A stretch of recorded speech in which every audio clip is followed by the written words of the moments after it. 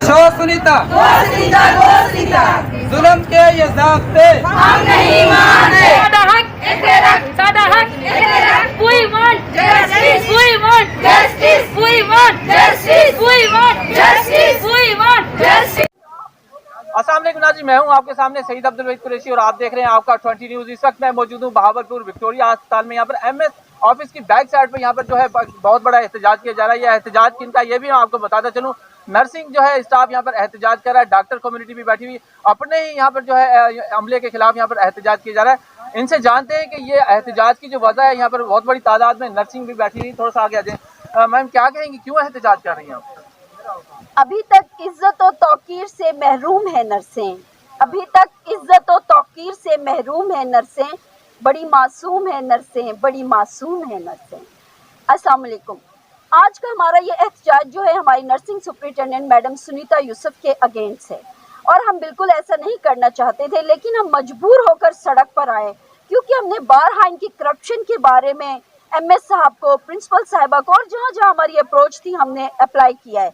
लेकिन इनकी करप्शन जो है ना वो समोसों से शुरू होकर हमें शर्म आती है कहते हुए कि हमारा ये स्टेटस और कैलिबर इतना नीचे चला गया है।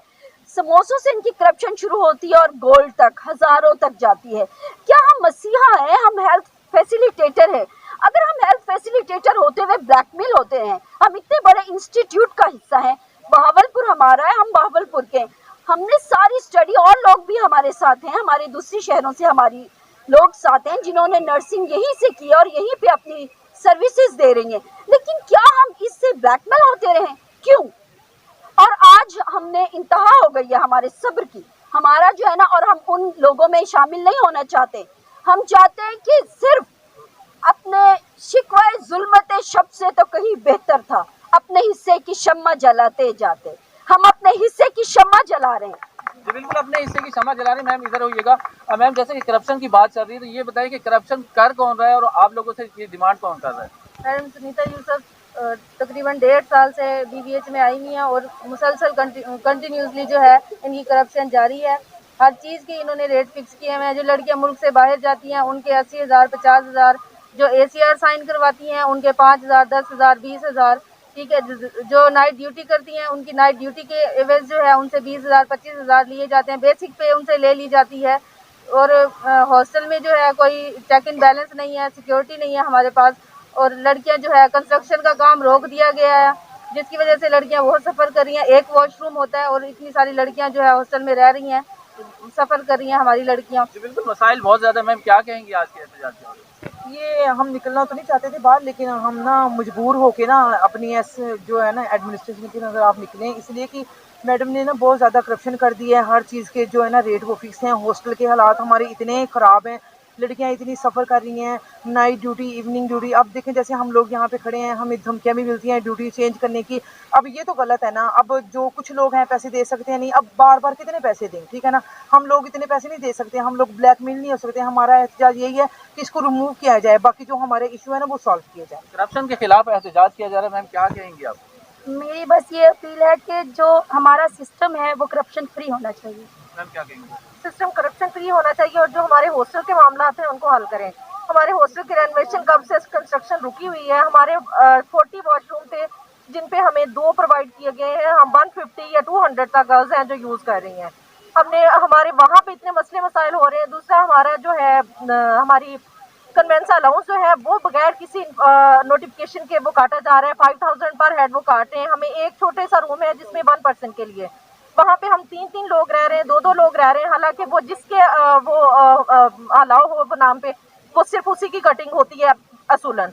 लेकिन हमारा हॉस्टल वो है डोनेशन पे है, तो इसके बावजूद बिला वजह बगैर किसी नोटिफिकेशन के इन्होंने 7-8 मंथ हो गए हैं। हम हर बंदे के पास गए कि हमारी ये नोटिफिकेशन कुछ तो हमें दिखाएं, किस बेस पे आप लोग ये कट कर रहे हैं। लेकिन हमें अभी तक कोई किसी ने वाज़ेह जवाब नहीं दिया, कोई नोटिफिकेशन नहीं दिखाया। बगैर किसी नोटिफिकेशन के 5,000 और वो नोटिफिकेशन। मैम क्या कहेंगे? सबसे पहले तो हमारी शॉर्टेज बहुत ज़्यादा है जिसकी वजह से हम बहुत सफ़र कर रहे हैं। 100 मरीजों पे सिर्फ 2 नर्सेज काम कर रही होती हैं और हमारी कोई भी नहीं सुनता। सीट्स होने के बावजूद भी ये लोग नहीं निकालते। 147 सीट्स हमारी अभी भी खाली पड़ी हुई हैं। ठीक है, हमारी यही अपील है कि आप हमारे इन मसाइल को हल करें और हमारी नर्सिंग सुपरिटेंडेंट को चेंज किया जाए, क्योंकि हम कह के थक गए हैं। हर दफ़ा हमें लारे लगा देते हैं कि आप लोगों के मसाइल हल हो जाएंगे, लेकिन कुछ भी नहीं हो रहा। और एक कुछ भी नहीं हो रहा। हमारे साथ सर मौजूद है। सर, ये एहतजाज का सिलसिला कब तक जारी रहेगा? ये देखें, हम सुबह से यहाँ पे खड़े हैं, पूरा विक्टोरिया हॉस्पिटल इस टाइम बंद है, पेशेंट हमारे सफ़र कर रहे हैं, लेकिन आला हुकाम के कान तक क्यों नहीं रेंग रही? सब पूरे पाकिस्तान को पता है कि ये सुनीता यूसुफ करप्ट औरत है, ठीक है। उसी की करप्शन के लिए आज सुबह से हम यहाँ पे सफ़र कर रहे हैं, हमारे साथ इदारे सफ़र कर रहे हैं, ठीक है। जब तक इस सुनीता यूसुफ ये इनको सीट से नहीं हटाया जाता, हम लोग यहाँ पे बैठे हैं। और दूसरी बात मैं ये कहना चाहती हूँ कि अगर हमारे मुतालबात ना माने गए, अभी हमारे लोग यहाँ पर जो कम आपको नजर आ रहे हैं वो थोड़ा इसलिए भी है कि हम सर्विसेज दे रहे हैं, मेन ओटी में सर्विसेज दे रहे हैं, आईसीयू में सर्विसेज दे रहे हैं और इमरजेंसी में सर्विसेज दे रहे हैं, क्योंकि हम नहीं चाहते कि पेशेंट सफ़र करें। लेकिन अगर आला हुकाम इसी तरह से करते रहेंगे और हमारे मुतालबात को नज़रअंदाज करेंगे या हमारे वजूद को नज़रअंदाज करेंगे या हमारी नर्सिस की स्ट्रेंथ को या हमारी सोशल प्रेस्टीज को, जो हमारा मौशी वक़ार है, हमारी बेसिक राइट्स से, अगर आला हुकाम, अगर हमारे जो बड़े अफसरान हैं, अगर वो इन चीज़ों को नज़रअंदाज करेंगे तो हम इमरजेंसी को भी ब्लॉक कर देंगे, हम आईसीयू को भी ब्लॉक कर देंगे, हम सीसीयू को भी ब्लॉक कर देंगे और इसके जिम्मेदार वो लोग होंगे, हम नहीं। जी बिल्कुल, जिम्मेदार वो लोग होंगे, हमने एक बार फिर बताता चलूं, बहावलपुर विक्टोरिया अस्पताल में यहाँ पर नर्सिस की जानिब से एक बहुत बड़ा पुरअमन एहतजाज रखा गया, जिसमें उन्होंने अपने मसाइल को उजागर किया। जिन्होंने बताया कि यहाँ पर जो हॉस्टल का मसला है, यहाँ पर जो रिश्वत आम हो चुकी है। एक मैडम के नाम लिया गया, सुनीता मैम के हवाले से बात किए जा रहे थे। जो सुनीता मैम है, उन्हीं के हवाले से करप्शन यहाँ पर मशहूर हो रही है कि करप्शन यहाँ पर जो है वो छोटी छोटी एक समोसा जो है, समोसे की मद के अंदर यहाँ पर जो है करप्शन की जा रही है। और करप्शन को रोकने के लिए बहावलपुर विक्टोरिया अस्पताल में नारेबाजी की जाती है। उनका कहना है कि यहाँ पर एहतजाज का सिलसिला मुसलसल तवील होता जाएगा। जैसे कि अभी हमने देखा कि यहाँ पर जो नर्सिस है वो कहते हैं हमारा स्टाफ जो है अभी हॉस्पिटल में मौजूद है, जैसे ही यहाँ से छुट्टी होगी तो एहतजाज का सिलसिला वसी हो जाएगा। आज की रिपोर्ट कैसे लगी, इसका फीडबैक लाजमी देंगे। यहाँ से भी आपसे लूंगा इजाजत। अल्लाह हाफिज।